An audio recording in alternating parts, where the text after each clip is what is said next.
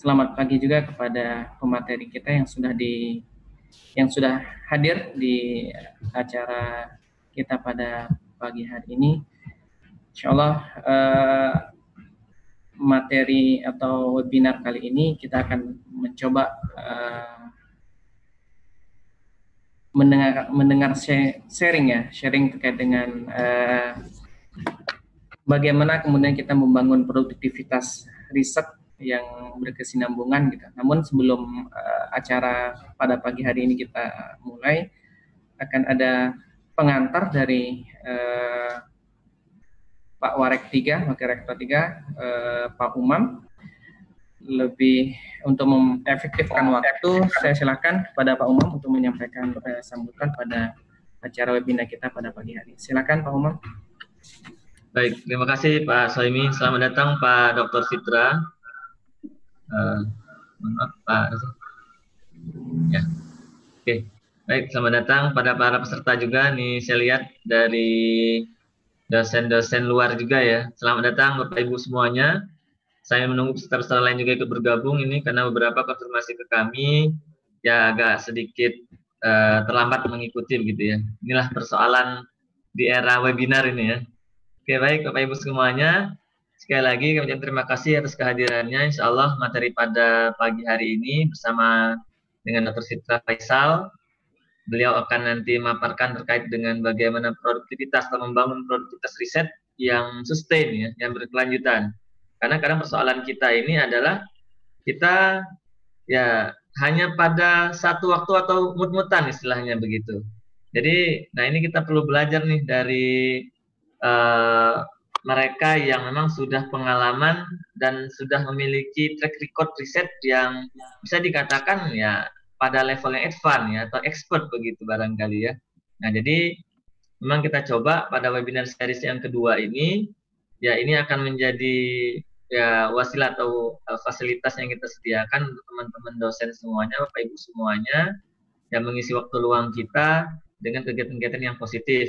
Tentunya adalah output dari kegiatan ini ya semangat riset kita, produktivitas riset kita meningkat dan itu bisa sustain ya sampai selanjutnya, tidak hanya sebatas ketika selesai webinar selesai gitu ya. Nah ini nanti kita mohon dari Pak Dr. Fitra untuk sharing-sharing terkait pengalamannya begitu Pak ya. Nanti ya ini mudah-mudahan terus continue juga, nanti kita akan keep in touch dengan Bapak.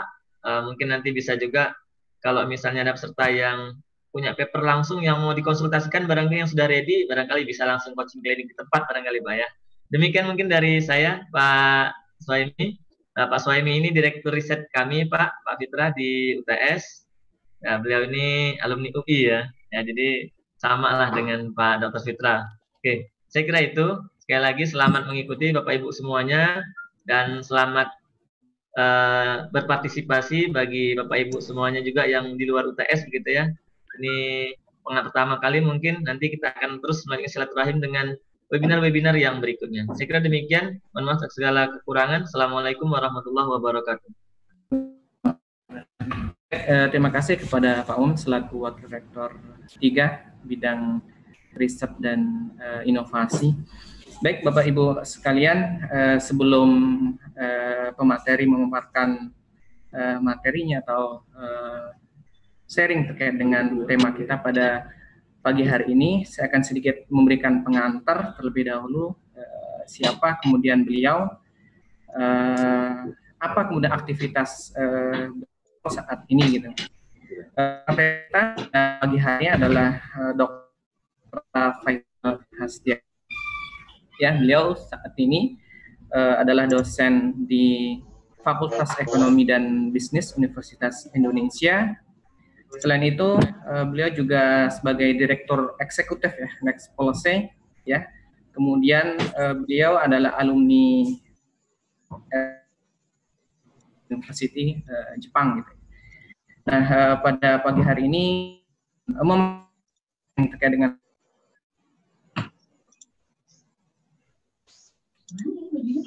yang beliau ini orang yang ya bukan cukup ya, banyak sekali gitu ya aktivitas yang kemudian beliau lakukan gitu. Nah, mungkin bagi rekan-rekan yang di bidang ekonomi gitu ya, mungkin beliau sering muncul di stasiun televisi nasional gitu ya, memberikan pemaparan atau pandangan terkait dengan kondisi ekonomi di negara kita gitu.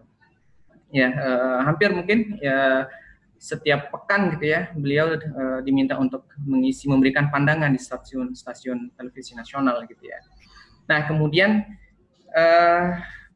ada satu hal yang menarik ya, saya rasa yang saya lihat dari beliau terkait dengan riset beliau, yang pernah saya lihat ada satu judul yang menarik gitu ya. Ini mungkin salah satu bagaimana kemudian produktivitas beliau gitu. Jadi disiplin ilmu beliau, riset beliau tidak hanya pada disiplin ilmu yang beliau tekuni, tapi juga lintas disiplin ilmu gitu. Nah, mohon nanti dikoreksi Bang Fitra, saya memanggilnya beliau Bang gitu ya, karena masih muda gitu ya.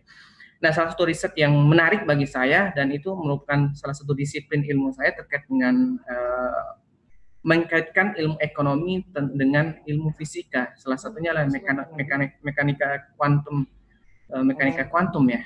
Luar biasa gitu. Bagaimana kemudian mengkaitkan ilmu ekonomi dengan ilmu fisika ya, quantum mechanics gitu. Nah, mungkin nanti Anda sedikit bercerita tentang salah satu riset beliau gitu. Baik.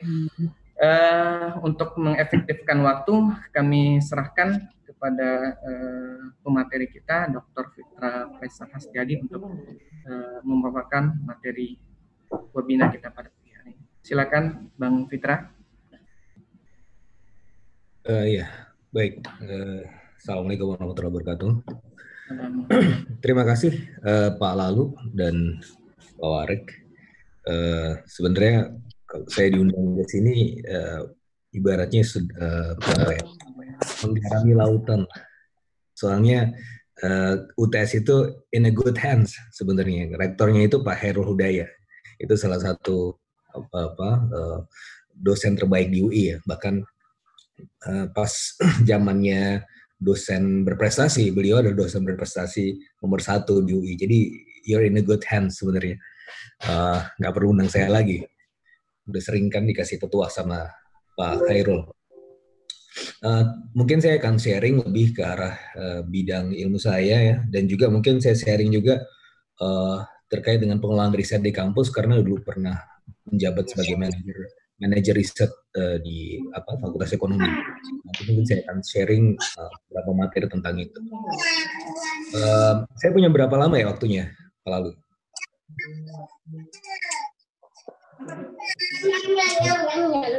Di Andi dulu, Pak Lalu, nggak kedengeran? Kita selesai jam 12 WITA, berarti jam 11 WIB, Bang Fitra. Jam 11, oke. Nggak lama-lama. Jam. Oke, ini saya share screen dulu ya.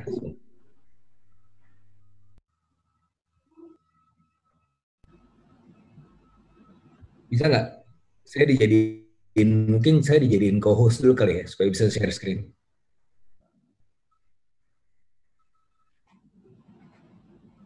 Bentar, Bang.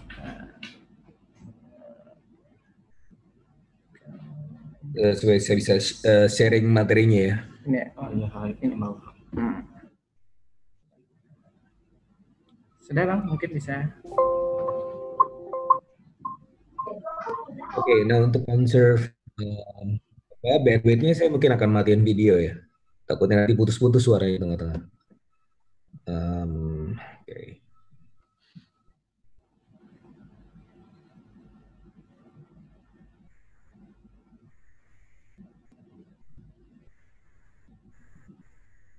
Oke, ya sebelum saya ke sini, pertama-tama saya akan sharing level of playing field-nya dulu ya.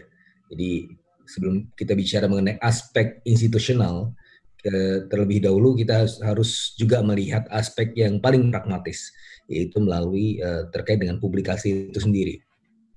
Nah, jadi kalau kita bicara mengenai aspek paling pragmatis dalam riset, tentunya kita harus membandingkannya lintas ilmu, gitu ya, lintas ilmu. Kadang-kadang tidak fair ya untuk membandingkan performance atau kinerja rumpun sosial humaniora dengan rumpun sains tek. Ini nggak apple to apple. Saya akan ceritakan kenapa.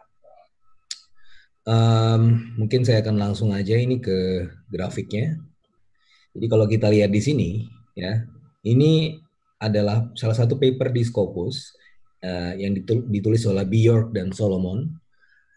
Mereka menulis mengenai publishing delay, ya, dari submission sampai kemudian acceptance. Berapa lama kira-kira? Nah, kalau kita lihat di sini lintas ilmu, ya, ini ada dari kimia, ada dari engineering, ya, sampai business and economics. Nah, kita lihat di sini dari submit terus kemudian ke accepted, ya, terus ke publication. Di sini untuk bidang kimia itu paling cepat 9 bulan, ya, on average. Ya, jadi average-nya 9 bulan. Kalau kita lihat in total, ya, mean-nya adalah 6,4 gitu ya. Kalau misalnya kita bicara accepted, tapi kalau misalnya means-nya untuk submitted to publish itu adalah rata-rata setahun. Jadi secara umum kita bicara secara umum di semua ilmu itu setahun.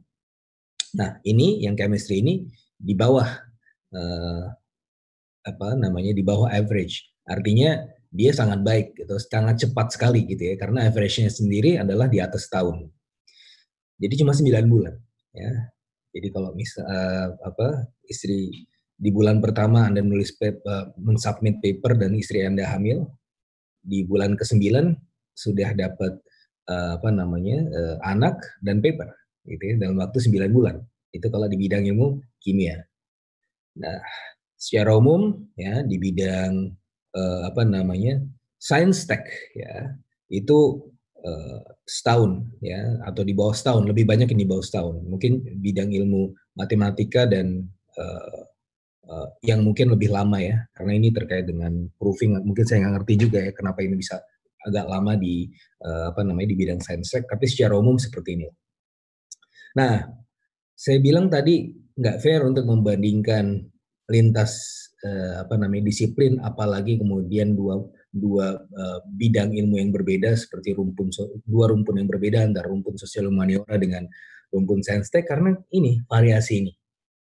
Kalau kita lihat di sains tek, ya, di sini kita bicara mengenai social science, ya, 14 bulan dari submit kemudian ke published gitu ya. Arts and humanities gitu ya, sastra, kalau di kampus UI itu namanya ilmu budaya, fakultas ilmu budaya, itu kurang lebih sama 14 bulan. Business and economics, yaitu bidang saya, itu 17 bulan. Artinya dia paling lama, ya, dia di pojok yang paling kanan. Nah, sehingga kalau misalnya membandingkan kinerja, ya, itu harus dibagi per rumpun. Ya, kita nggak bisa melihatnya dalam satu blok gitu ya, karena nggak fair. Nah, sekarang sudah mulai sadar gitu ya, baik dikti, fakultas gitu ya. Dulu tidak fair gitu, bahkan pembagian hibahnya, ya, hibah kampus, hibah universitas per fakultas itu dibandingkan dengan kinerja papernya. Ya sekali lagi ini nggak apple to apple. Gitu. Terus kemudian target paper yang diberikan kepada masing-masing dosen itu juga seharusnya proporsional, tergantung dia di fakultas apa. Ya.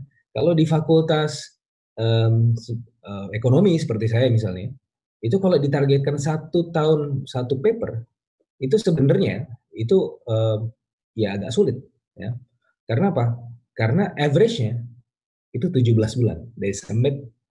Kecuali saya sudah punya infrastruktur yang memadai gitu ya, saya sudah punya lab, saya sudah punya asisten yang banyak gitu ya, sehingga ya paper itu bisa diproduksi tiap saat gitu ya, dan ya ini tinggal menunggu waktu gitu kapan dalam setahun ya bisa aja sekali atau bahkan 2 kali gitu ya, tergantung. Tapi kalau misalnya on average dosen-dosen ini nggak bisa dibebani setahun satu tahun 1 paper. Karena itu tadi, dari inisiatif yang berbeda. Best practice-nya, kalau saya bicara best practice di lingkungan internasional untuk bidang ilmu saya, seperti misalnya di NU, apa namanya, Australian National University, ya, itu di region salah satu yang terbaik ya, bahkan salah satu yang terbaik juga di dunia. Dia target 5 tahun itu 3 paper, ya, atau maksimal 4 paper. Artinya dibebankan setelah 5 tahun, bukan setahun sekali. Karena apa? Karena tadi nature-nya adalah kalau di sini 17 bulan. Nah, kita di Indonesia itu agak terburu-buru, ya, agak terburu-buru. Jadi kita apa namanya, gebiah uyah gitu ya. Jadi agak sulit. Nah, dalam penilaian KUM ini juga kadang-kadang juga suka nggak apple to apple gitu ya. Kalau di dikti juga melihatnya gebiah uyah kayak gitu. Jadi semuanya disamakan, padahal tidak sama secara alami. Nah, maka kita harus tahu dulu kita ada di mana.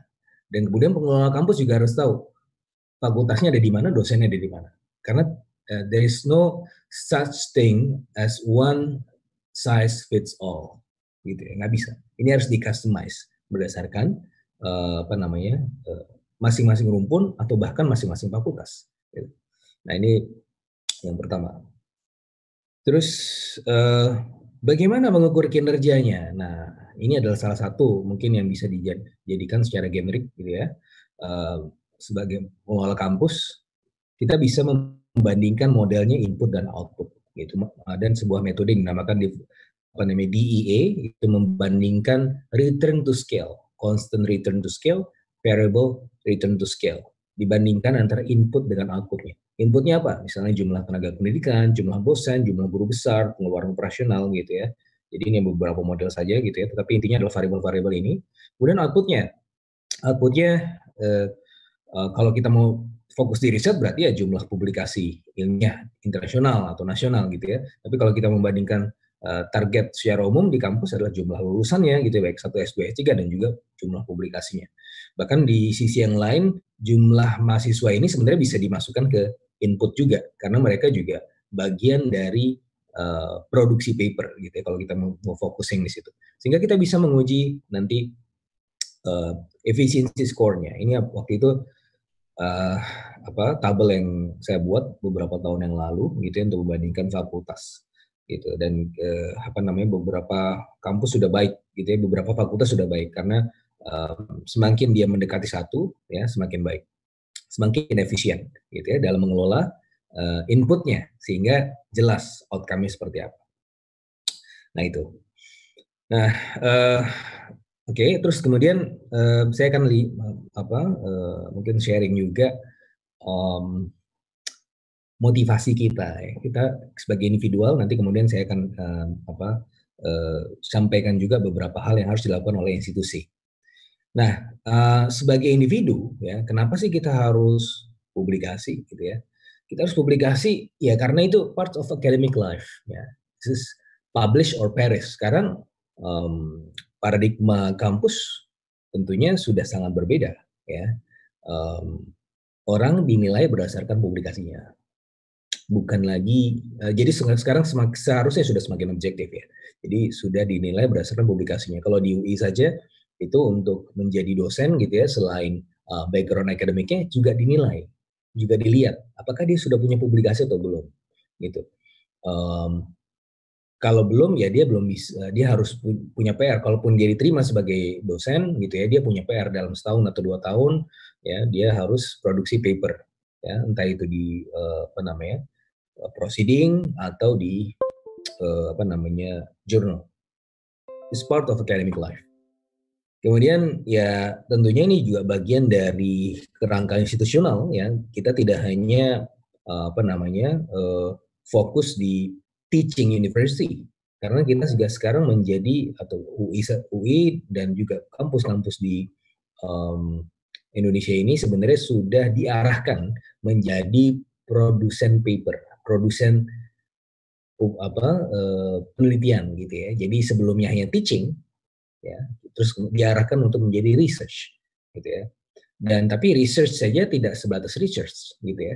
Researchnya harus juga punya dampak gitu. Nanti saya akan sampaikan juga.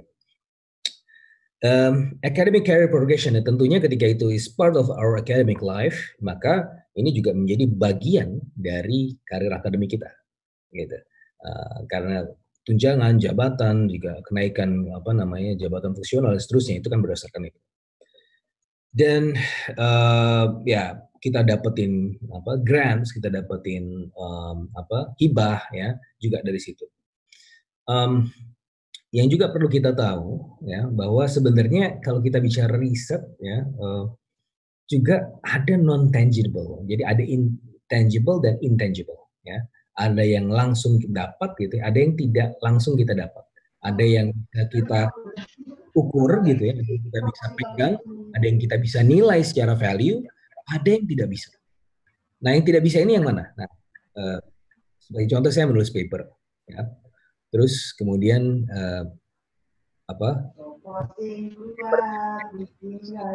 kemudian di regional maupun di lingkup-lingkup riset internasional, kemudian saya dikenal sebagai periset di bidang ini.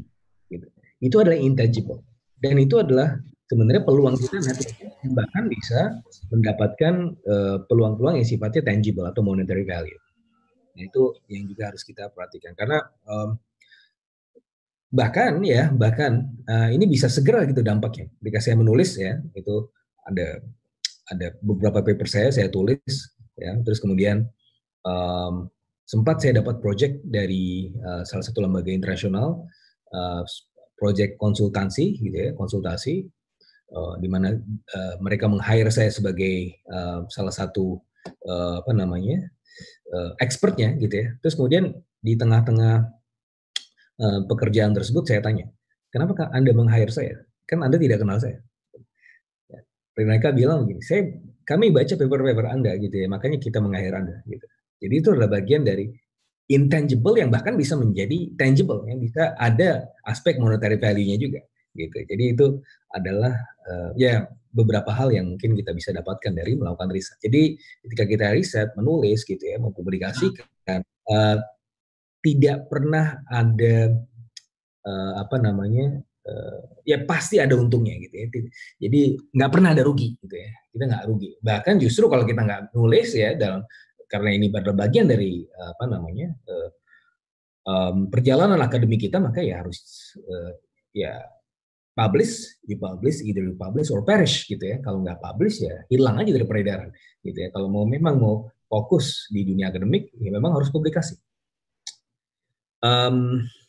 Oke. Terus kemudian strateginya bagaimana gitu kan untuk yang newbie atau yang atau sekarang yang sudah menulis tapi ingin sekali menulis lebih banyak lagi gitu ya. Bagaimana caranya? Nah,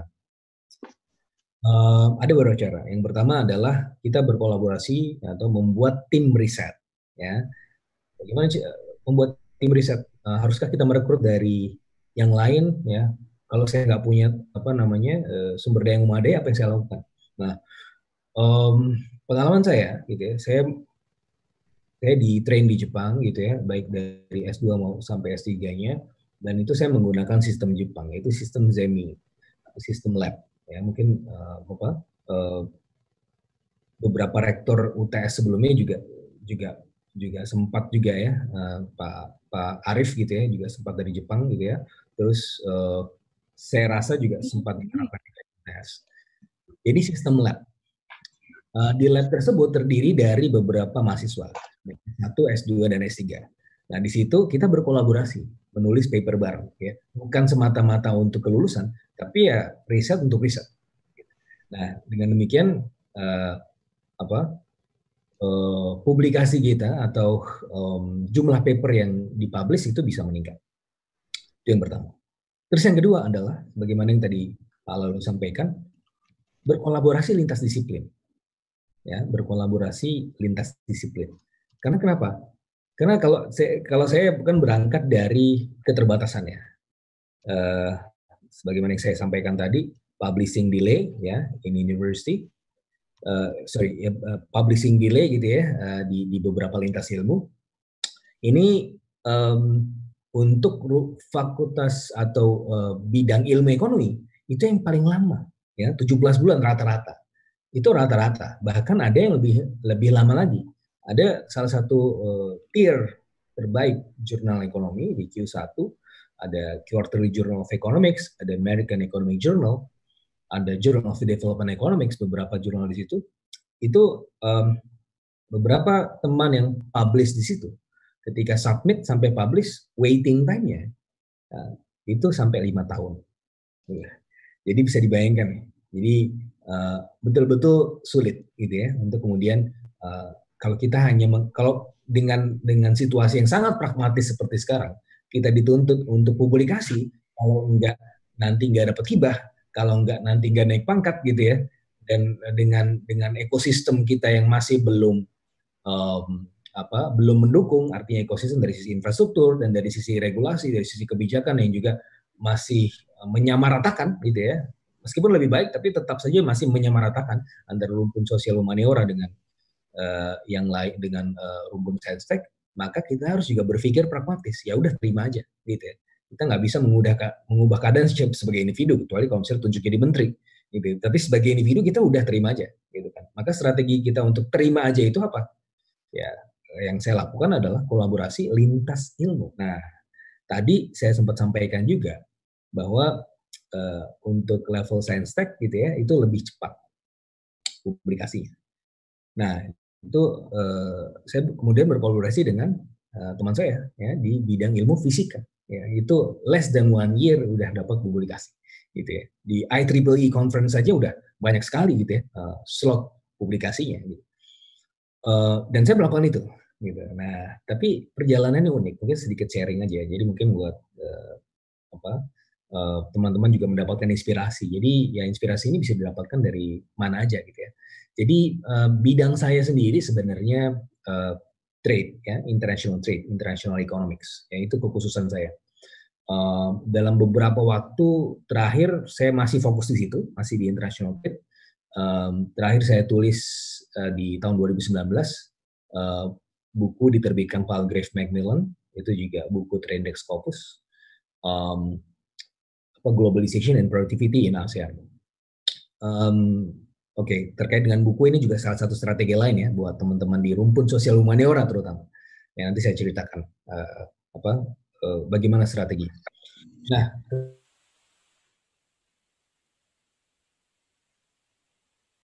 hanya fokus di international trade atau international economics yang mana itu bidang saya, tapi saya juga melebarkan ya portofolio. Kejadiannya sebenarnya tidak disengaja gitu ya. Jadi ketika itu tahun 2014 datang teman saya, dulu kita sama-sama di Jepang gitu ya, dia ngambil quantum physics, saya ngambil economics, kan. Terus setelah selesai kita sama-sama di Indonesia masih sering ketemu. Dan tahun 2014 dia datang ke ruangan saya, waktu itu saya mesti menjadi manajer riset di Fakultas Ekonomi UI. Nah, dia datang ke ruangan saya dan bilang, ini gue baru ditolak dari proposal risetnya dari ITB. Gitu. Wah, proposal riset apa, Pak? Gitu kan saya tanya. Ini proposal risetnya adalah terkait dengan disruptive innovation. Nah, waktu itu di ITB ya tahun 2014 dia majukan di di fakultasnya di Fakultas MIPA, dan waktu itu kan dia fisika murni, dia ajukan paper itu, ajukan proposal itu ditolak ya, karena pada saat itu tahun 2014 atau tahun 2013 antara tahun itu profesor-profesor di sana belum pernah mendengar gitu ya, belum pernah mendengar disruptive innovation ya, mungkin pernah tapi mungkin mereka melihat bahwa ini nggak layak jadi penelitian. Kemudian datanglah Pak Agung Tristerso ini, ya teman saya, kolega saya, dia PhD bidang quantum computing, fisika juga. Dia datang ke ruangan saya dan kemudian kita diskusi mengenai disruptive innovation. Dan saya lihat lagi, saya cek gitu ya. Kemudian kita nonton YouTube-nya Clayton Christensen, ya. Jadi nonton YouTube itu juga bagian dari riset gitu ya. Jadi jangan kemudian membatasi kita juga gitu. Kalau kita sekarang eranya YouTube ya, kita harus juga update juga di YouTube gitu, bahkan harus bisa mengupload konten-konten YouTube juga menjadi YouTuber. Nah, jadi waktu itu kita lihat YouTube-nya Clayton Christensen ketika lagi memberikan ceramah di Oxford. Dia by the way, Clayton Christensen ini adalah profesor di Harvard Business School yang dikenal sebagai salah satu peneliti di bidang inovasi, ya. Bukunya di tahun 1999 adalah yang sangat terkenal pada saat itu, The Innovator's Dilemma, gitu ya, dilema para inovator. Nah, kemudian kita melihat tayangan YouTube-nya, dan dia menantang gitu ya, menantang mahasiswa di Oxford, peneliti di Oxford, untuk kemudian membuat sebuah rumusan ilmiah teoritis terkait dengan disruptive innovation. Dia sendiri secara empiris sudah bisa membuktikan, tapi secara matematis ini masih butuh pembuktian. Nah, makanya ketika kita nonton ini, wah, ini adalah peluang novelty gitu ya. Ini kita harus kerjakan bareng-bareng nih. Kayaknya sayang banget profesor di ITB, saya bilang nggak bisa nangkep peluang ini. Akhirnya kita diskusi dan kita ketemu suatu formulasi yang unik, gitu ya, mengawinkan antara teori ekonomi dengan teori quantum physics, gitu. Saya bilang, wah, ini ada di teori ekonomi ada ini, gitu kan. Ini kita bicara mengenai growth model atau model-model pertumbuhan ekonomi, gitu ya, mana berbasiskan inovasi, gitu.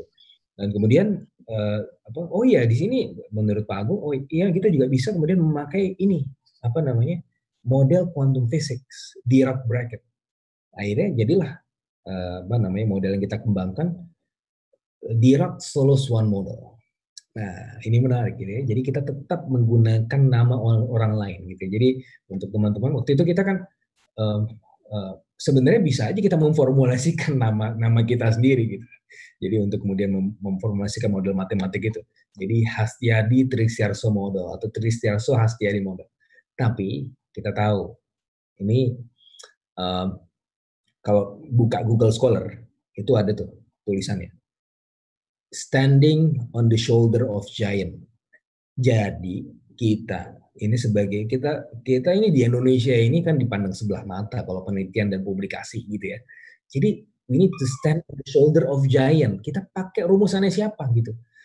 Ya meskipun ini novel, tapi ya kita harus pakai rumusannya siapa. Supaya apa? Supaya bisa dipublish. Ya. Karena bahkan ini di bidang ilmu saya nggak tahu di bidang ilmu lain.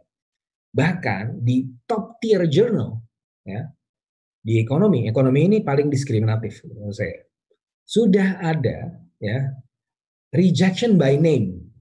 Kalau namanya Indonesia apa segala macam udah di reject lagi. This is not part of our society or of our elite society gitu ya. Ini udah jadi rahasia umum gitu ya. Maka yang harus dilakukan adalah dua hal tadi. We need to stand on the shoulder of giant. Kita berdua nulis dan kemudian pakai rumusan siapa, novel gitu ya. Dan seharusnya ini agak sulit untuk dibantah di dunia akademik. Terus yang kedua, ya kalau bisa gandeng bule gitu. Ini paling pragmatis gitu. Saya juga beberapa penelitiannya menggandeng teman-teman dari luar negeri gitu ya. Kenapa? Karena tadi kalau mau tembus Q1, jurnal Q1 di bidang ilmu saya ya kalau mungkin ilmu lain ya ada strategi lainnya. Tapi kalau di bidang ilmu saya yang paling mudah adalah gandeng riset internasional yang high indexnya juga udah tinggi gitu. Itu yang kita lakukan. Nah, itu sebagai strategi. Nah, terus kemudian kembali lagi ke perjalanan saya dengan Pak Agung ini, ya akhirnya kita berkolaborasi dan menelurkan beberapa publikasi terkait itu. Nah, intinya adalah kita sebagai periset jangan pernah tertutup dan menutup diri. Ya, ini saya ingat petuah dari Profesor Iwan Jaya Aziz, salah satu ikon ekonom di Indonesia, ikon ekonom di Fakultas Ekonomi UI gitu ya. Sekarang sedang di Cornell mengajar sudah bertahun-tahun, nggak pulang-pulang, ya pulang sih cuma jadi dosen tamu gitu ya, tetapi beliau base-nya di Cornell University. Dan pada satu kesempatan di sebuah sesi diskusi dan perbincangan riset, beliau bilang bahwa ya as an economist gitu ya, dia bilang kita harus menjadi lebih humble. Nah, humble di sini artinya apa? Artinya adalah kita harus mampu membuka diri untuk berkolaborasi lintas disiplin, dia bilang begitu. Ya, karena jadi apalagi di FEUI gitu ya, Pak Pak Lalu juga pastinya udah tahu lah. Pendiri UTS juga kan dari FEUI ya. Kita tahu kan bagaimana pride sebagai FEUI itu ya. Jadi the best in Indonesia. Jadi udah menganggap dirinya paling hebat gitu ya. Padahal kalau mau publikasi sekarang ini eranya kolaborasi lintas disiplin, bukan hanya satu bidang ilmu tapi juga lintas disiplin gitu. Nah, ini yang harus kita lakukan dan bahkan sebenarnya secara alami ekonomi itu sendiri sebenarnya secara bidang ilmu yang memang masih dibandingkan dengan bidang ilmu yang lain ini masih tergolong muda gitu ya. Kalau yang lain kan fisika apa segala macam itu udah ilmu yang udah ada dari zaman dahulu kala gitu ya, dari zaman Aristoteles bahkan.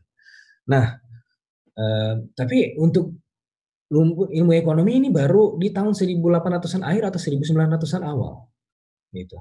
Makanya sebenarnya kalau nggak humble, kalau nggak berkolaborasi, ya terlalu ini ya gimana lagi nggak apa namanya nggak sifatnya nggak frontier gitu. Nah makanya beberapa pemenang Nobel bidang ekonomi itu justru bukan pure economist, bukan betul-betul apa namanya background ekonomi. Seperti misalnya John Nash di bidang matematik, seperti misalnya yang John Tirole, Daniel Kahneman itu bahkan di bidang psikologi karena kita ada cabang ilmunya namanya behavioral economics. Dan bahkan kalau dilihat dari persamaan-persamaan di ilmu ekonomi itu juga banyak yang diadopsi dari bidang ilmu lain seperti misalnya di bidang ilmu saya di international economics ada namanya gravity equation, diambil dari persamaan gravitasi Newton gitu ya. Gravity equation ini sama rumusnya. Gravity force itu kan antara dua massa tarik menarik ya, dibandingkan dengan jaraknya. Ini juga sama. Di ilmu ekonomi kita membandingkan antara dua GDP ya, dua kekuatan pasar, kekuatan ekonomi antara satu negara dengan negara lain atau satu region dengan region lain, terus kemudian dibagi jaraknya. Baik jarak ekonomi maupun jarak geografis. Dan kemudian kita bisa menentukan dari situ rumus dari intensitas trade, ya, trade intensity atau bagaimana kemudian kita bisa menghitung lalu lintas ekspor itu, ya, itu dari variabel-variabel gravitasi. Nah, jadi ya sebenarnya kalau kita bicara mengenai ilmu itu secara umum untuk ini bidang ilmu ekonomi itu memang ya sudah. Belum pasti ini kan kita lihat COVID ini juga. Oke. Terus, nah sekarang kita akan masuk ke aspek institusional. Nah, ini Indonesia. Ya, kalau kita lihat di sini Indonesia sudah baik ya, yang warna hijau ini naik drastis gitu. Tahu nggak apa yang terjadi di antara tahun-tahun ini? Yang di antara tahun-tahun ini adalah kebijakan intervensionis. Apa intervensinya? Nah, intervensinya pada saat itu adalah kampus-kampus itu harus mengejar publikasi. Waktu itu ada surat edarannya dari Dikti gitu ya. Karena kita ketinggalan dari Malaysia, maka kita harus melakukan ini dan ini gitu. Ke kampus kelingkungan ya, dikasih hibah ini itu, tapi harus ada syarat publikasi ya. Ada syarat publikasi. Ya udah akhirnya masuk semua gitu ya. Semua publikasi gitu ya. Tetapi GBAU ya gitu ya. Ini bagus to some extent in terms of documents gitu. Meningkat gitu secara signifikan. Ya, ikut proceeding, konferensi internasional semua ikut. Nah, tapi di sini yang paling banyak adalah yang proceeding. Ya, yang sebenarnya justru nggak frontier, asal publish saja gitu kan. Secara kualitas masih dipertanyakan gitu. Paten juga meningkat. Kemarin saya juga membimbing mahasiswa dokter di BINUS, dia bekerja di Haki gitu ya. Sekali lihat datanya, wah paten itu meningkat cukup signifikan ya. Kekayaan intelektual, paten itu meningkat gitu ya. Hak cipta itu meningkat secara signifikan seiring dengan peningkatan publikasi juga. Tapi ketika dilihat, kalau kita lihat patennya, dilihat hak ciptanya, hak kekayaan intelektualnya, loh kok ada semacam disentanglement, ada semacam decoupling.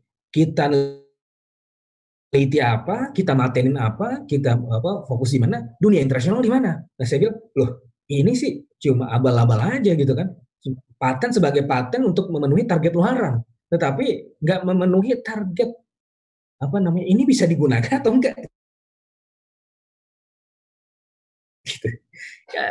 Ya, dan ternyata betul ya. Sebagian besar dari paten itu dari riset nggak bisa dipakai. Ya, kenapa? Ngejar target aja. Ya memang semuanya itu kita bicara target ya.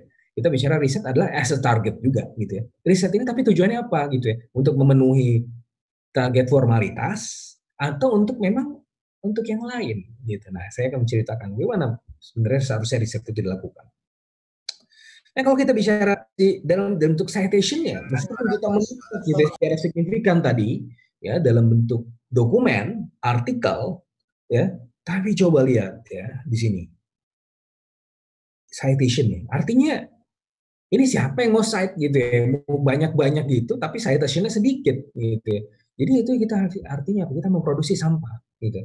Nggak nggak sesuai dengan ya mau riset kamu buat apa gitu. Buang duit aja. Jadi memang kita melampaui yang lain tapi ya sampah gitu ya. Buat ya, soalnya kalau lewat dari sebagai mungkin penutup begitu ya dalam beberapa slide berikutnya bagaimana ya riset itu harus dilakukan ya.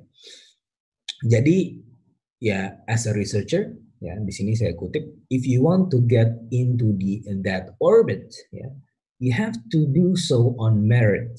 You cannot rely on politics or anything else gitu. Nah ini di beberapa kampus memang ini menjadi masalah gitu ya. Jadi siapa yang jadi dosen, siapa yang dapat hibah, siapa yang dapat jabatan ini, jabatan itu gitu ya. Itu berdasarkan apa? Bukan merit ya, tetapi yang lain. Entah politik, kedekatan, cronyism. Akhirnya apa? Akhirnya nggak maju-maju ya. Nggak maju-maju. Kita cuma produksi sampah aja. Nah, jadi kalau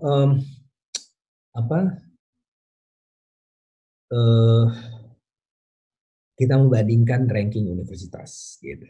Nah, kalau di UI sendiri ini teman-teman dosen gitu ya ketika ada keluar ranking universitas, entah itu yang versi Dikti, entah itu yang versi QS, entah yang versi Times Higher Education, kadang-kadang kita selalu melihat UGM di mana nih? ITB di mana nih gitu ya. Jadi ketika UGM naik, wah bingung. UI, wah kok bisa gitu. ITB naik, wah kok bisa UI di bawah gitu. Padahal sebenarnya yang lebih concerning dari itu adalah bukan semata-mata UGM nyalip UI di atas UGM. Bukan itu. Tapi disparitas kampus-kampus di Indonesia itu mengkhawatirkan antara top 10 dengan yang bottom 10 itu jauh banget kualitasnya gitu. Jaraknya jauh gitu. Nah, berarti ada masalah gitu ya. Terlalu terfokus di Jawa misalnya. Terlalu banyak kampus atau bahkan gitu. Nah, ini suatu hal yang harus kemudian diperhatikan gitu ya. Bukan cuma ranking universitas yang top 10, tapi yang bottom 10 ini juga harus diperhatikan dong. Supaya apa? Supaya setara. Gitu kalau kita mau bicara kesetaraan coba lihat di Jerman atau di Eropa gitu. Jerman juga sosialis gitu ya. Jadi mau di kampus manapun di Jerman itu bagus gitu. Mau masuk kemana bagus gitu. Dia nggak peduli kira-kira kan semuanya di set standar sosialis katanya. Ya memang negara sosialis. Tapi kita nggak bisa gitu-gitu amat juga sih. Tapi seharusnya ya gap antara kampus yang terbesar dan kampus yang di bawah itu seharusnya dibuat kecil. Nggak semata-mata kita UI di atas UGM, UGM di atas UI. Itu aja perdebatannya. Tapi yang disparitasnya jarang sekali disebut-sebut. Nah, ngutip dari Hazelcorn juga, research is a core element of the mission of higher education. Jadi ini adalah sebenarnya adalah misinya gitu ya, bahwa higher education pada akhirnya kita nggak cuma bicara mengenai teaching, tapi adalah research. To the extent to which the higher education institutions are engaged in research and development activities has a key role in determining the status and the quality of these institutions. Kalau kita lihat ranking di kampus international institutions, itu adalah berdasarkan publikasinya. Paling besar bobotnya adalah penelitian, riset, dan juga penelitinya. Gitu. Nah,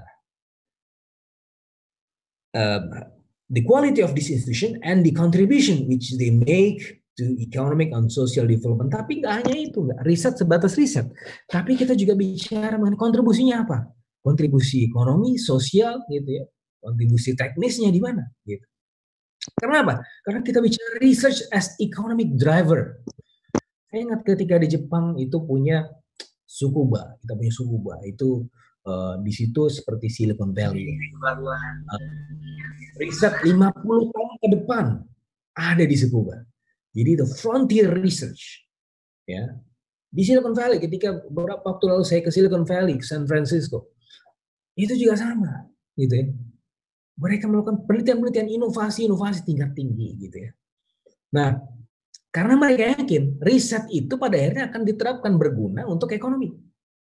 Nah, untuk berguna untuk ekonomi pembangunan bangsa, maka dia harus berkolaborasi. Kolaborasi lintas stakeholder, gitu ya. Research Institute atau ekosistem riset secara umum juga sebenarnya nggak mesti harus punya infrastruktur yang berlebih-lebihan juga, nggak mesti. Ketika saya datang ke Tsukuba, ya, itu bahkan Tsukuba susah banget public transportation di terpencil gitu ya. Tetapi apa yang menjadikan Tsukuba? Terus kemudian Silicon Valley, San Francisco. Ketika saya ke San Francisco juga sama persis ya. Ya apa namanya yang saya bayangkan ternyata nggak seperti bayangan awal gitu. Wah, biasa-biasa aja. Tetapi apa yang membuat mereka berdaya? Apa yang membuat Silicon Valley? Apa yang membuat Tsukuba itu berdaya sebagai salah satu innovation block? Karena apa? Mereka memberlakukan quadruple helix. Ya, kolaborasi lintas lini, kolaborasi lintas aktor yang terdiri dari universitas, industri, kemudian pemerintah, ya, dan juga komunitas. Nah, jadi ketika riset itu ditangkap peluangnya oleh universitas, yang mengembangkan universitas, kemudian dipakai oleh industri, diberdayakan oleh komunitas dan seterusnya. Karena kalau kita lihat di Silicon Valley, apa yang menjadikan Silicon Valley? Karena di situ ada Stanford, ada Berkeley, California, UC Berkeley. Itu yang kemudian menjadi penyuplai SDM di Silicon Valley dan kemudian dipakai hasil penelitiannya oleh industri, dipakai juga difasilitasi oleh pemerintah, ya, kemudian dikembangkan oleh community level. Jadi ada top and bottom up approach. Nah itu yang harus dilakukan. Karena apa? Karena end goal-nya riset nggak sebatas riset. Riset adalah untuk tidak semata-mata untuk riset, tapi untuk mengembangkan ekonomi. Ya, ada global knowledge economy, strategic importance of national research strategy. Jadi kita harus mengembangkan strategi nasional gitu ya. Dalam bentuk national and regional development, we produce new knowledge transfer and economic performance. Gitu ya. Innovation, application, and knowledge specialization to create competitive advantage and performance. Karena kalau kita lihat sekarang misalnya industri kita, ya, kontribusinya terhadap GDP semakin lama semakin turun. Atau yang disebut oleh Danny Rodrik sebagai premature deindustrialization. Deindustrialisasi itu adalah suatu hal yang alami jika memang sudah melewati tahap-tahap yang alaminya memang. Ya, sebagaimana di Amerika Serikat, mereka sudah mengalami deindustrialisasi juga, tapi mereka sudah move forward to services, gitu ya, udah move forward gitu ya ke sektor-sektor yang bernilai tambah jauh lebih tinggi. Karena kalau kita bicara mengenai proses transformasi struktural Hollis Chandra Sirkin, kita bergerak dari masyarakat agriculture, industri, dan kemudian innovators atau services. Nah ini sama mirip dengan periodisasinya Industrial Revolution, ya. Ketika kita bicara mengenai Industrial Revolution sekarang udah 4.0, yang pertama adalah di tahun 1700-an, ya, mesin uap, dan kemudian itu memicu revolusi industri. Dan ini penemuan ya, invention, ya, is not only innovation but invention gitu ya. Ada mesin uap gitu, kemudian revolusi industri tahun 1700, kemudian di tahun 1800 ada listrik, kemudian itu ada revolusi industri kedua. tahun 1969 ada komputer dan superkomputer, revolusi industri ketiga. Dan kemudian revolusi industri keempat adalah digitally enabled industrial revolution tahun 2016. Gitu ya. Itu semua dipicu oleh teknologi dan ilmu pengetahuan. Begitu juga dengan society 5.0 dari masyarakat berburu, kemudian society 2.0 itu kemudian agriculture, society 3.0 adalah industri, society 4.0 itu adalah lebih ke arah IT, dan kemudian society 5.0 adalah di mana people centris, ya, di mana itu semuanya bekerja untuk si orangnya gitu ya. Jadi teknologi tidak hanya sebatas teknologi harus berdaya guna gitu. Nah, jadi itu yang harus dilakukan dan itu yang harus kita lihat ke depan. Nah, masalahnya kalau kita lihat tadi ya di Indonesia terutama untuk tumbuh kembangkan riset adalah poor institutional infrastructure. Ya, tadi secara institusional ini tumpang tindih, nggak jelas kemana-mana gitu ya, terus dibuat sekejap gitu ya. Mungkin Bandung Bondowoso aja mungkin masih punya lebih banyak waktu gitu ya. Sekarang untuk riset di Indonesia itu dia udah lebih lagi dari Bandung Bondowoso. Dan kemudian yang paling parahnya lagi, ini mahasiswa itu dipaksa habis-habisan. Kalau di UI sendiri, ya, dan saya rasa di beberapa kampus di Indonesia juga sama ya, karena itu udah masuk peraturan dikti. Ini mahasiswa doktor, bahkan mahasiswa master harus publish, gitu ya. Kalau nggak bisa lulus. Loh, ini kan salah kaprah. Sebenarnya yang publish itu adalah dosennya dong, bukan mahasiswanya. Ya mahasiswa membantu risetnya, iya betul. Ya bisa juga publikasi bareng dosen, iya. Tapi tidak bisa dijadikan sebagai syarat kelulusan. Gitu. Apalagi master, cuma 2 tahun mau publish gitu. Nah ini kan udah salah kaprah banget. Ya. Terus kemudian di kampus UI juga. Nah ini kan ada 2 mazhab ya. Ada mazhab Eropa, ada mazhab Amerika. Ya, Jepang sendiri kutubnya kalau kita bicara ke PhD sistemnya adalah lebih ke Eropa karena Jepang dari dulu awalnya pengembangan ilmu pengetahuannya adalah berasal dari Jerman. Ya, jadi kalau lihat U-Bahn-nya di Jerman, kalau sempat jalan ke Berlin atau ke daerah kota-kota besar di Jerman, itu mirip dengan Tokyo Metro di Tokyo Greater Area. Ya, jadi public transport itu mirip-mirip gitu. Karena memang ya dia mengadopsi dari Jerman gitu. Karena dulu ada samurai Jepang gitu ya yang dikirim pada tahun 1700-an ya. Seigo di kader-kadernya Seigo Takamori dikirim ke. Nah ini saya juga pengen cerita, mungkin bisa teman-teman bisa mendapatkan inspirasi juga. Saya selalu terinspirasi dengan cerita ini. Jadi dikirim ke Eropa untuk belajar.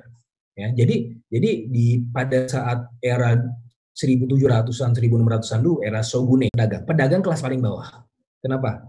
Karena si pedagang ini dia nggak punya barang kan, dia cuma jualin barangnya punya petani, makanya petani di kelas atas, di kelasnya pedagang, di atas kelasnya pedagang, gitu. Makanya kalau ke Jepang sekarang ya itu itu mereka masih punya budaya itu. Jadi kalau kita datang ke toko segala macam itu dilayani dengan luar biasa gitu. Karena mereka masih punya budaya itu. Karena pedagang adalah kelas paling rendah, maka mereka harus hormat pada yang lain gitu. Nah itu sampai sekarang pun meskipun kelas itu udah nggak ada lagi, tapi mereka masih pakai budaya itu. Itu menarik. Nah terus intinya si Seigo Takamori ini punya kader-kader terbaik, samurai. Jadi samurai itu adalah orang yang semacam elite groups-nya gitu ya. Dia tidak hanya punya keahlian berpedang tapi juga punya keahlian lain. Nah, salah satunya adalah di klan nomor 2 ini, klan Satsuma ya. Klan nomor 2 terbesar di Jepang dan mereka yang salah satu yang paling unggul dalam bidang sastra dan keilmuan. Mereka dikirim gitu ya, ada 18 atau 17 orang gitu ya dalam cerita itu. Dikirim ke Eropa. Dan ketika dikirim ke Eropa, ini pesannya satu. Ini kan waktu itu mereka belum punya teknologinya ya. Dari Jepang sampai ke Eropa gimana caranya juga pada saat itu. Dia pakai kapal. Nah, kapalnya ini juga bukan kapal yang canggih gitu ya, sistem navigasinya juga masih terbatas.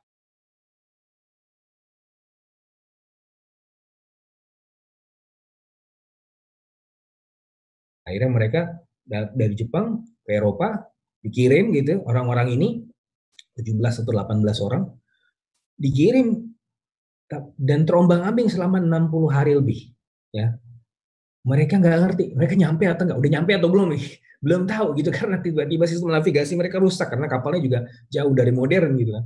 Mereka hanya mengandalkan bintang apa segala macam, tapi itu juga masih terbatas. Ya, apa namanya, terombang-ambing lama sekali gitu kan, 60 hari lebih, ya. Mereka nggak ngerti sampai atau enggak. Nah, makanya yang dikirim samurai. Yang dikirim samurai kenapa?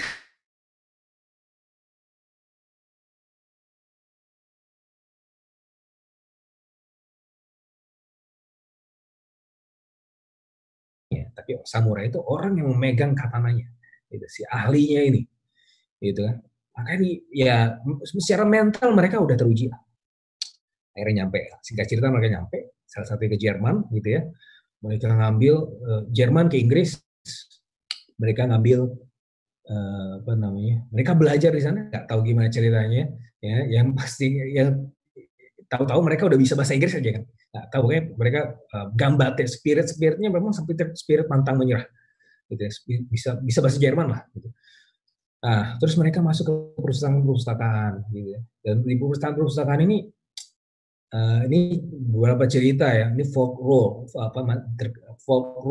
role, jadi masih tergolong apa ya? Ya cerita rakyat ya bisa dibilang. Tapi saya rasa ini berdasarkan cerita yang sebenarnya juga. Jadi mereka ketika datang ke perpustakaan, mereka harus nggak boleh pakai baju, dilucuti semua pakaiannya. Supaya apa? Supaya nggak nyolong buku. Tapi mereka nggak hilang akal. Ya, selain diapalin gitu ya, ada beberapa yang mereka telan. Ada yang mereka telan gitu. Bukunya bawa kertasnya ditelan, habis itu apa? Habis itu teman-teman yang lain ngambil dari perutnya teman yang lain. Gimana caranya nggak ngerti deh. Pokoknya ada yang sampai mati karena melakukan itu. Gitu. Itu mental samurai udah kayak gitu. Nah, tapi namanya manusia ada batasnya juga. Gitu. Ada yang salah satu seniornya gitu. Dia bilang wah, ini sampai kapan kita begini gitu ya. Ini sudah bertahun-tahun tapi kita hasilnya masih begini-begini juga gitu ya. Bahkan beberapa di antara kita sudah mati gitu ya karena menjadi martir ilmu pengetahuan. Nah, kemudian Nagasawa, ya, salah satu yang termuda dari antara mereka. Umurnya baru 13 atau 14 tahun. Dia bilang begini, senpai, gitu. Kita nggak boleh pulang sebelum dapat hasil. Karena perang ke depan itu nanti bukan dimenangkan oleh senjata. Perang ke depan nanti akan dimenangkan oleh pena. Si Nagasawa bilang gitu, yang paling kecil di antara yang lain. Wah, makin semangat lagi. Nah, jadi singkat cerita ya itu gitu lah. Kenapa si Jepang itu kan jadi kemana-mana ya. Singkat cerita si Jepang itu ya bisa maju bahkan di tahun 1905 berhasil menenggelamkan armada Rusia yang pada saat itu diperingati sebagai kemenangan Asia terhadap Eropa. Itu perjalanannya panjang, perjalanannya semangat gitu ya. Nah, kalau bicara sistem, makanya mereka banyak anut sistem Eropa. Nah, balik lagi ya, ini ada sistem Eropa, ada sistem Amerika. Sistem Eropa, PhD sistemnya, itu by research, gitu. Jadi kalau mau lulus, ya itu harus publish, ya karena PhD fokusnya di riset, gitu ya. Coursework-nya nggak terlalu banyak, bahkan nggak terlalu membebani. Mereka fokusnya di riset untuk frontier research, empirical research, supaya apa? Publikasi. Kalau nggak publish nggak bisa lulus. Nah, di seberang Pasifik gitu ya, di Jepang, terus kemudian ada di Amerika. Di Amerika itu mereka fokusnya di apa? Di pengembangan academic course. Ya, jadi coursework-nya banyak sekali. Ada prelim apa segala macam gitu ya. Jadi ada ujian apa segala ujiannya terus bertingkat-tingkat gitu ya. Disertasi, tetapi ya udah nggak mesti publish, ya nggak mesti publish. Kalau udah lulus disertasinya, ya udah, ya publish nanti kalau udah selesai jadi PhD. Sementara model Jepang, model Eropa itu dia nggak mesti beban di coursework, tetapi fokusnya di publikasi, fokusnya di riset. Makanya kalau lulusan Jepang tuh banyak tuh publikasinya. Pas lulus 5, 6 gitu ya publikasinya gitu ya. Saya waktu lulus ada 3 atau 4 publikasi ya bagian dari PhD student PhD work saya gitu. Nah, tapi di Indonesia kayaknya di UI ya, dan juga kayaknya di beberapa kampus juga sama ya. Ini coursework-nya udah berlebih-lebihan ya. Udah prelim apa segala macam tes gitu. Iya, terus kemudian harus dibebani publikasi juga. Nah, ini kan udah salah kaprah lagi gitu. Mau jadi apa mahasiswanya gitu kan? Itu dikasih beban yang terlalu berlebih-lebihan. Dan bahkan ini udah bagian dari apa ya? Perjalanan akademik kita dari SD. Kita SD dijajarin macam-macam gitu, entah apa gunanya, gitu kan. Padahal kan yang seharusnya yang terfokus, kita mau di mana sih? Nah ini kita nggak jelas. Poor institutional infrastructure. Limited scale and critical mass. Memang beberapa mencoba untuk mencapai critical mass ini dengan intervensi sekejap. Ya, tiba-tiba banyak publikasi, tapi ya buat apa kalau jadi sampah doang? Ya. Terus secara tradisional kita nggak mendukung iklimnya buat riset misalnya. Dulu kan kita teaching aja kan. Tiba-tiba harus berubah gitu. Nah, ini perubahan dalam sekejap ini nggak bisa. Itu Bandung Bondowoso namanya. Untung nggak dilempar untung nggak dijadiin batu terus dilempar hidungnya gitu sama Bandung Bondowoso, Loro Jonggrangnya. Kemudian academic workload tensions. Nah ini kadang-kadang terlalu berlebihan loh teachingnya, publikasinya gitu kan. Jadi terus bahkan yang dosen-dosen struktural gitu ya berlebih-lebihan dan seterusnya. Nah jadi itu adalah beberapa bagian ya. Ini kayaknya banyak sekali, nanti saya share aja ya. Itulah kurang lebih sharing saya. Ya jadi itu saya sedang ngibul ya, mudah-mudahan yang lain percaya. Terima kasih. Assalamualaikum warahmatullahi wabarakatuh. Waalaikumsalam warahmatullahi wabarakatuh. Baik, terima kasih sekali lagi kepada Dr. Fitra Faisal Astiadi yang sudah menyampaikan dan sharing ya terkait dengan pengalaman maupun kemudian beberapa teori-teori yang di ilmu ekonomi gitu ya. Semoga menjadi tambahan ilmu bagi kita, saya pribadi yang di luar disiplin ilmu. Baik, yang catatan yang bisa saya sampaikan cuma satu sih sebenarnya gitu terkait dengan tema membangun produktivitas riset kita, yaitu kolaborasi gitu ya. Kalau ingin kalau ingin produktif ya salah satu caranya adalah kolaborasi gitu, bahkan sampai dengan lintas disiplin ilmu. Baik, kita masih ada waktu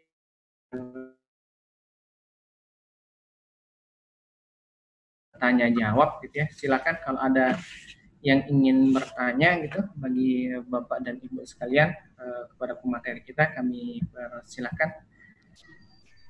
Saya mau nanya. Ya, siapa? Ya, silakan Pak Aka ya. Ya Pak. Silakan Pak Aka, Dekan Vkom.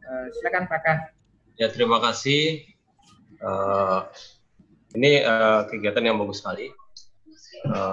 Yang ingin saya tanyakan, walaupun kita bisa masuk ke jurusan-jurusan di Scopus dan sebagainya yang tingkat internasional, apakah harus kolaborasi? Misalnya, ya bagus juga sih kolaborasi, tapi lebih melihat core atau temanya, misalnya tentang budaya atau seni yang memang timur dan barat itu kan suatu hal yang berbeda, tapi yang menjadi unik. Kita di timur punya khasanah-khasanah yang tidak dipunyai di barat, tetapi timur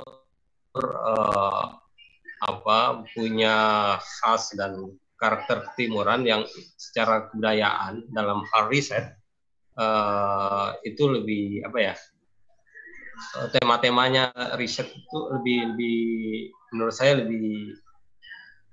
lebih unik gitu. Mungkin ini bisa nggak hal-hal yang unik ini bisa masuk ke tulisan-tulisan di Scopus dan sebagainya. Ada hal-hal yang unik tapi menjadi menarik, menjadi kajian gitu. Mungkin itu aja sih, Pak. Baik, mungkin bisa dijawab langsung ya. Nanti setelah itu baru kita penanya kedua. Silakan kepada Bang Fitra untuk menjawab pertanyaan dari Pak Aka ya terkait dengan ini tema riset budaya ya antara Timur dan Barat itu sangat berbeda. Apakah bisa dikolaborasikan sehingga kemudian bisa publish dalam jurnal yang bereputasi gitu ya, Scopus gitu. Silakan Bang Fitra untuk menjawab pertanyaan dari Pak Aka. Pak Lalu bisa diulang lagi pertanyaan, soalnya putus-putus dari tadi saya nggak jelas. Oh ya, baik. Tadi Pak Aka bertanya terkait dengan kolaborasi ya, bagian dari produktivitas riset gitu. Nah, yang ingin Pak Aka tanyakan adalah terkait dengan riset budaya ya, antara Timur dan Barat itu memiliki khasanah budaya yang berbeda gitu. Nah, apakah dengan perbedaan antar budaya Timur dan Barat ini bisa dijadikan suatu bahan riset sehingga bisa dipublish di jurnal yang bereputasi atau kemudian di Scopus gitu? Iya, seperti itu. Sebentar ya. Ini suara saya kedengaran nggak? Kedengaran. Sebentar, coba saya pindah gadget dulu ya. Tadi saya nanti minta tolong Pak Lalu diulang lagi. Saya masih dengarnya putus-putus. Sebentar.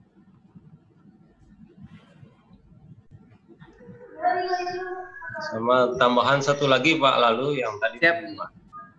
Sekalian dikumpulkan aja dulu. Iya. Oh ya baik. Misalnya ada hal-hal yang unik tapi menjadi rahasia di Timur. Tapi kalau kita buka ke publish dan sebagainya, ini bagaimana, dalam arti bukan kita nggak mau berbagi, tapi kita ingin berbagi, tapi misalnya tentang pengobatan dan sebagainya. Nah itu menjadi rahasia-rahasia di Timur, atau Timur kita sudah mempunyai rahasia-rahasia itu, tapi dengan publish maka itu menjadi hal yang sangat terbuka.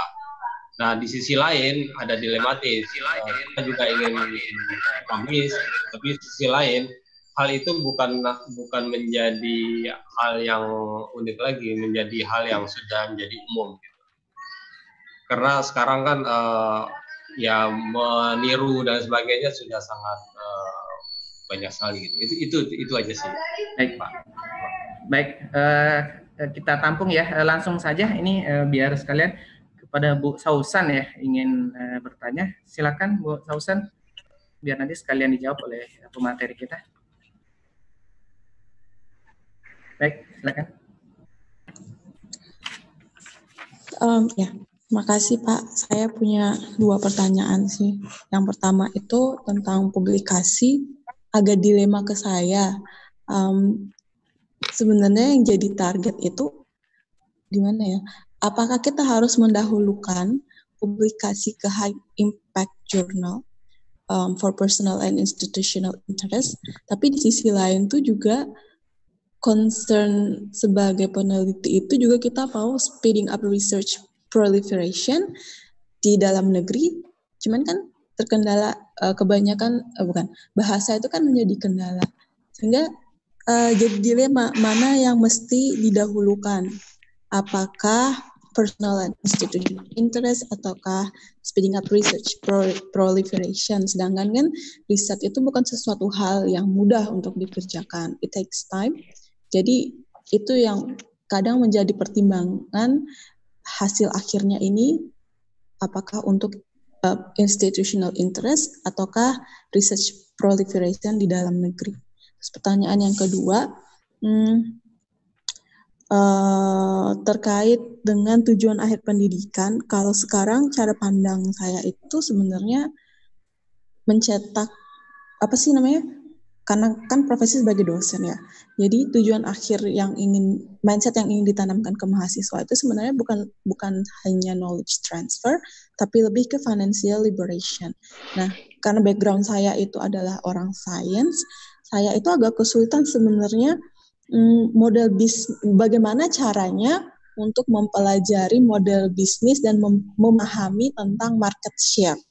Sehingga riset dan semua aktivitas akademik maupun non-akademik yang tridharma itu bisa diarahkan ke financial liberation, baik pendidik maupun yang dididik. Terima kasih. Baik, sebentar. Baik, sudah nyambung, Bang Fitra? Iya. Ya, baik. Bisa minta tolong di resumekan lagi?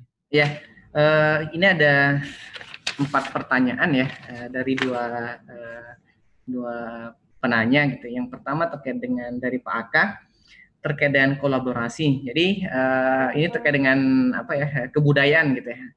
Beliau menyampaikan bahwa antara khasanah budaya Timur dan Barat kan berbeda gitu. Nah, kira-kira bisa nggak perbedaan yang cukup mencolok antara Timur dan Barat ini bisa dikolaborasikan atau bisa menjadi sebuah bahan riset sehingga bisa dipublish di jurnal yang berreputasi atau di Scopus gitu.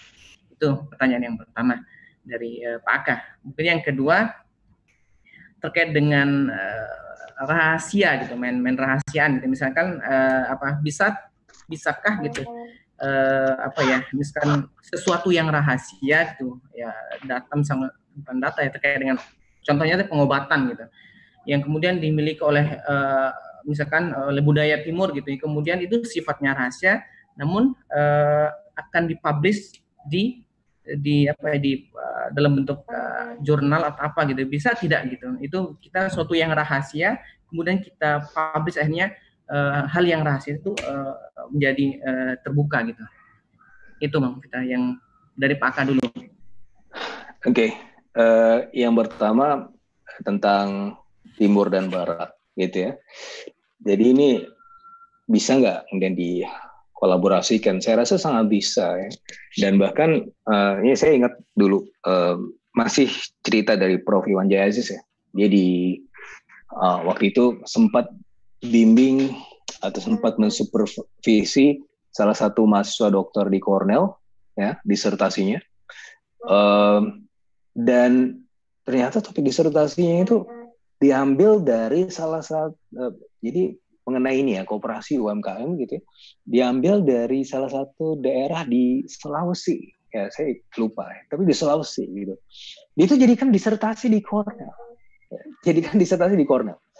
Bahkan ini Esther Duflo dan Abby Banerjee gitu ya, penerima Nobel Ekonomi yang teranyar, mereka salah satu penelitiannya yang juga menjadi salah satu core gitu ya dari metode yang disebut sebagai randomized control trial RCT yang dipublish di jurnal-jurnal terkemuka itu mengenai SD Impress gitu. Nah ini kan sebenarnya kita itu berdiri di harta karun ya, yang mana seringkali kita tidak sadar bahwa ya kekayaan kita itu luar biasa besar ya di bidang riset, cuma kita nggak mampu untuk menarasikannya dengan baik gitu. Nah makanya banyak juga kampus-kampus luar negeri yang memberdayakan mahasiswa-mahasiswa Indonesia gitu, ngambil datanya dari Indonesia gitu, karena ya sangat novel. Kalau kita bicara novelty, originality, itu sangat novel, sangat original. Kontribusinya untuk dunia akademik sangat besar. Nah lanjut juga ke yang pertanyaan kedua, ini kalau misalnya ada suatu hal yang rahasia bagaimana? Nah ini tergantung ya. Ini tujuannya buat apa gitu. Nah kalau kita bicara penelitian, terus ini kita bicara rahasia karena nggak mau orang lain keduluan, tetapi nggak mau keduluan orang lain, tapi kita bisa intinya adalah ini saya berusaha memahami ya. Ini kalau misalnya ini kayak saya sama teman saya gitu ya.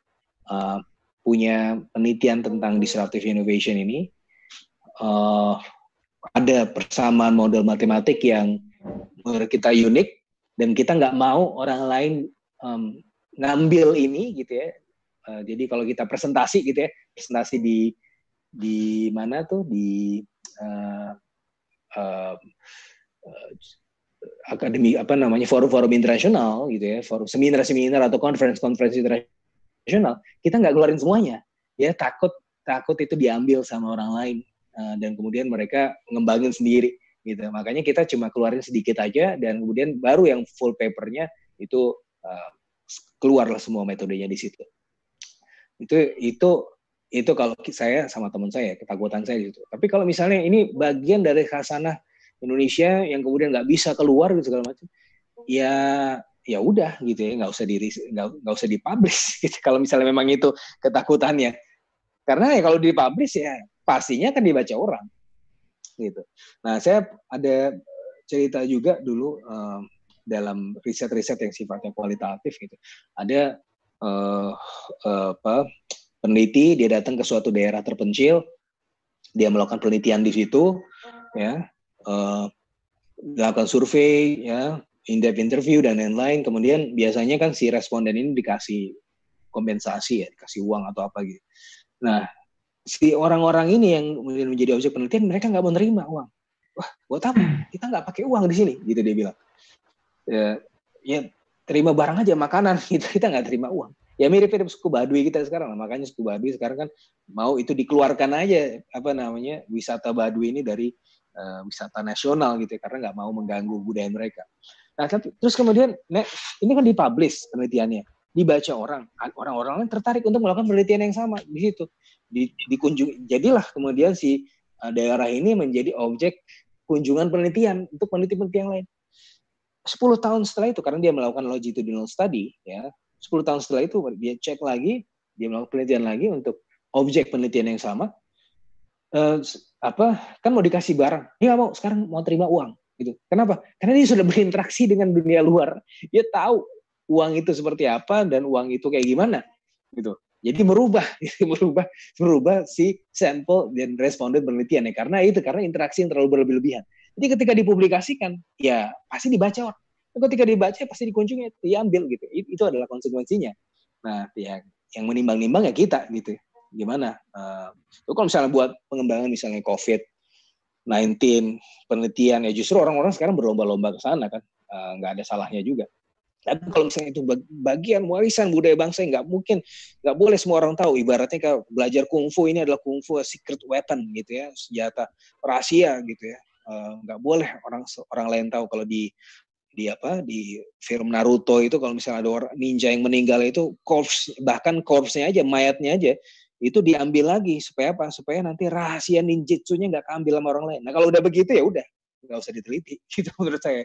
Ini sesempit pengetahuan saya. Saya memang bidangnya bukan itu sih, soalnya saya bidang ilmu ekonomi. Nggak ada yang sifatnya seperti itu juga sih sebenarnya.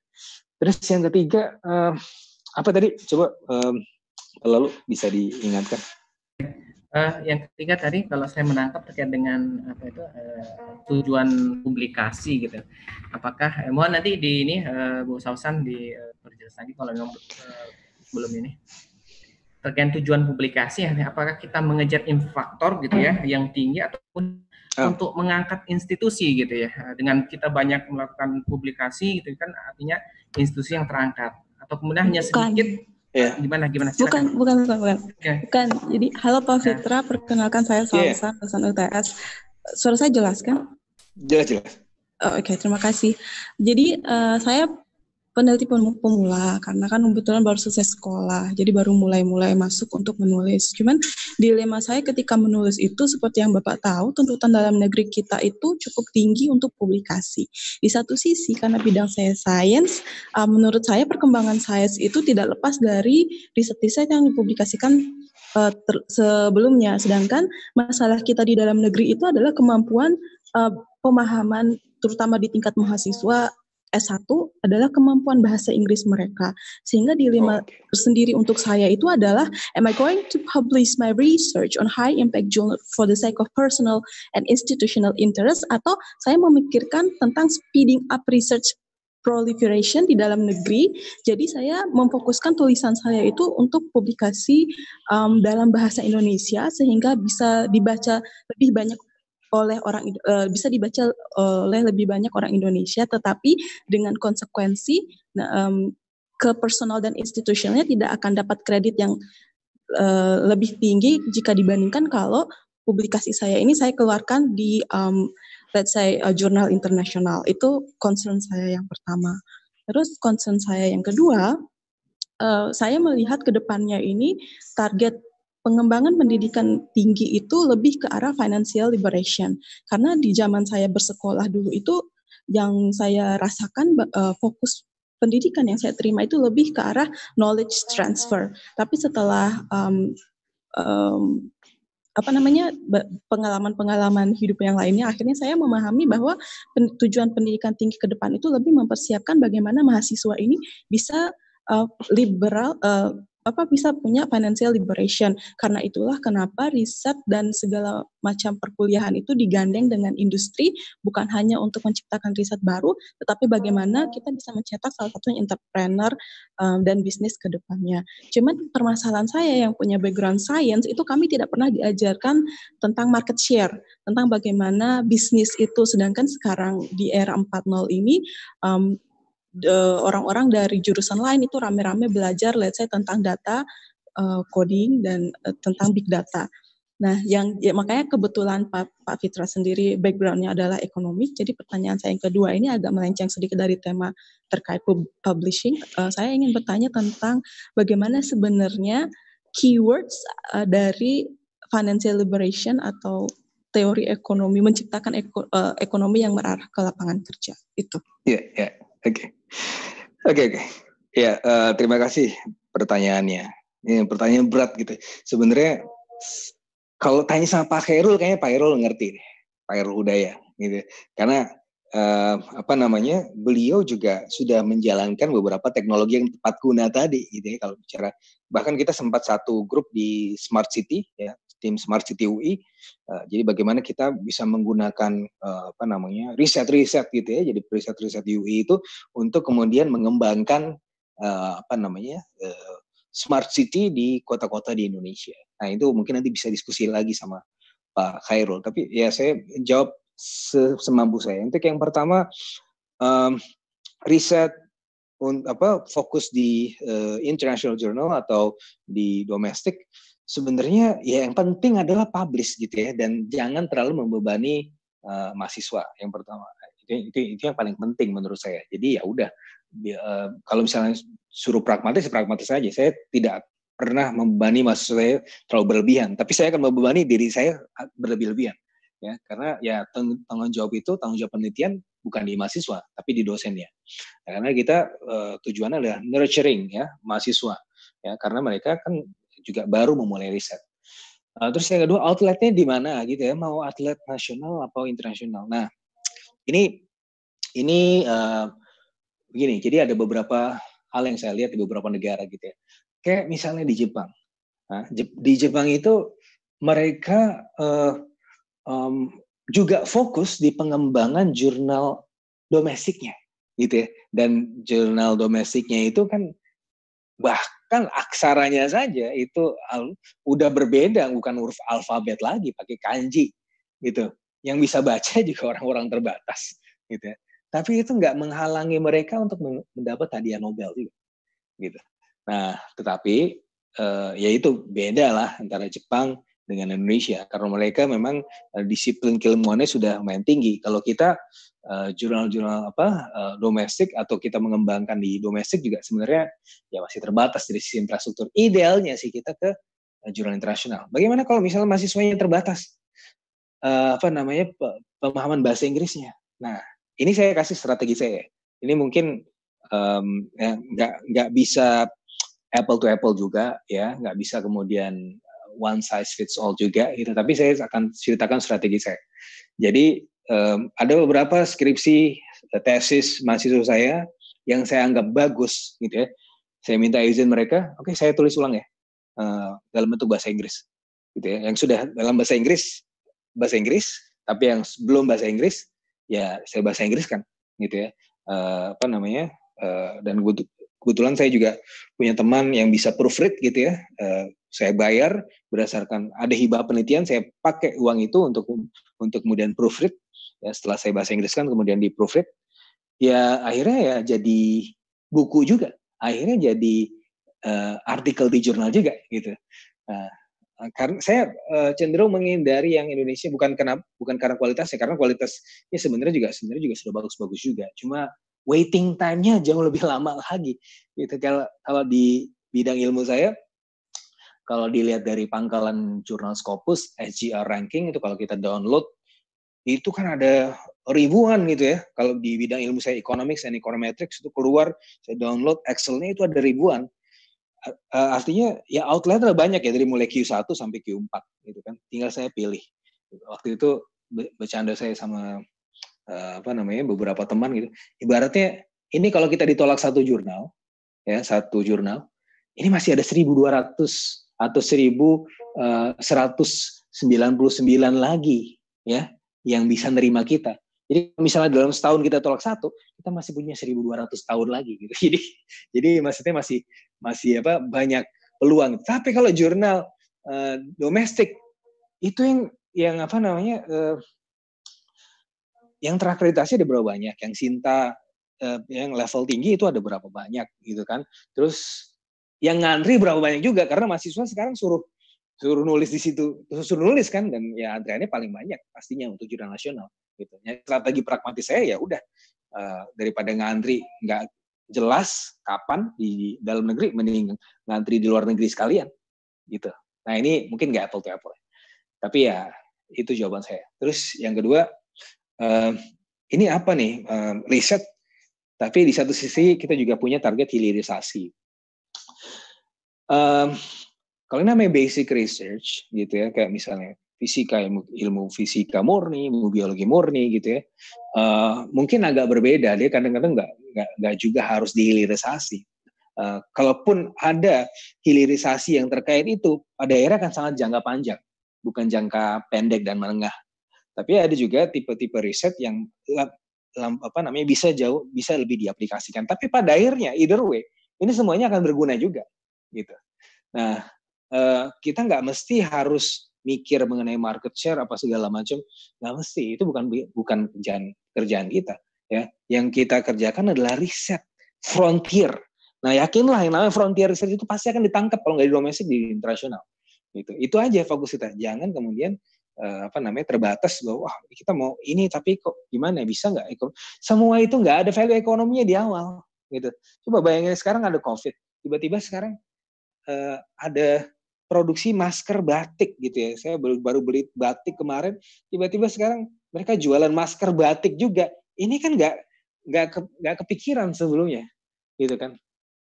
Ya intinya sih nanti pasti akan ada waktunya di mana riset kita itu akan kepake. Jadi kalau kita bicara mengenai teori disruptive innovation ya Clayton Christensen, dari kalau kita bicara inovasi itu persepsinya Schumpeter, the process innovation is a process of creative destruction. Menurut Clayton Christensen, ini inovasi itu pasti akan kemudian menggugah para incumbent gitu ya. Jadi inovasi dalam bentuk apapun, inovasi invention dalam bentuk apapun, pastinya ya itu akan masuk ke market juga ya. Asalkan dia frontier. Tapi kalau misalnya riset-riset yang tadi saya sampaikan gitu ya, dia hanya mengejar target aja ya, mengejar target, asal ada patennya, asal ada publikasinya, yakinlah itu nggak akan kepake, cuma jadi sampah gitu. Jadi ya menurut apa yang saya kerjakan sama teman saya, kolega saya sih nggak melihat monetary value-nya dulu di awal, tapi tiba-tiba bisa aja kepake gitu kan. Tiba-tiba kemarin model forecasting kita untuk inovasi itu dibicarakan dengan salah satu BUMN gitu ya, karena mereka pengen tahu pengembangan roadmap telekomunikasi ke depan. Itu bisa pakai model pengembangan matematik kita, padahal ini model matematik lah. Ya, kita belum bicara mengenai yang empiris gitu. Nah, makanya semua itu pasti kalau misalnya frontier, pasti akan ada aja penggunanya. Menurut saya sih begitu.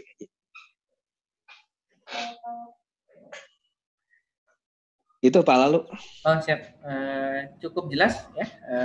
Saya rasa dari jawaban dari pemateri kita untuk dua penanya, Pak Aka sama Bu Tausan.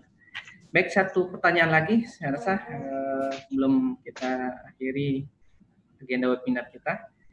Silakan Bapak dan Ibu, ada yang ingin bertanya lagi? Satu penanya lagi.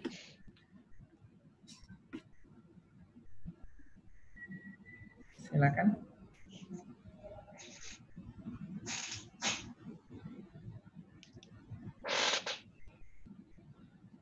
Oke, nggak ada. Cukup sepertinya. Cukup. Ya, Lalu, baik. Ya. Siap. Ya, baik.